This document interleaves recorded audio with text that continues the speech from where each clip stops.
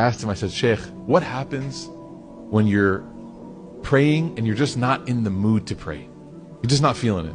And I was kind of embarrassed to ask, but as soon as I asked, all the other students put their pencils down. They're like, so sometimes we all have problems, and that's okay. You're human, I'm human, right? But we have to seek remedies for these problems. So I asked him, I said, what happens if I want to pray? I'm praying, but I'm just not feeling it. The khushu is not there. I'm barely hanging on. I'll never forget his answer. He said, this prayer, the prayer where you force yourself to get up and pray, might be the most sincere prayer that can be offered.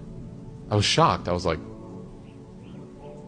because he kind of has an accent. So I was like, did I understand him correctly? And then I go, Sheikh, I said, I think I misheard you, Sheikh.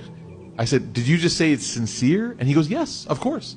I said, Sheikh, I'm not understanding. Can you help me understand? Because I don't understand. He said, to get up and pray when you don't feel any motivation to pray is truly worshiping Allah. It's the truth. That's why when you pray after Allah has given you what you've been making dua for, that's a really sincere prayer. One of my teachers, Sheikh Akram, he said, when you get up and pray, in the absence of that motivation, you are worshiping Allah. He said, we don't worship feelings, we worship Allah. You don't worship your feeling. You don't say, okay, I feel like I want to pray, I'm going to pray. No, he goes, you worship Allah. You pray even if you have no motivation to pray. You get up, you make wudu, the water is cold, there's people, you're in public, it's not comfortable, it's not ideal, the carpet smells, you do it.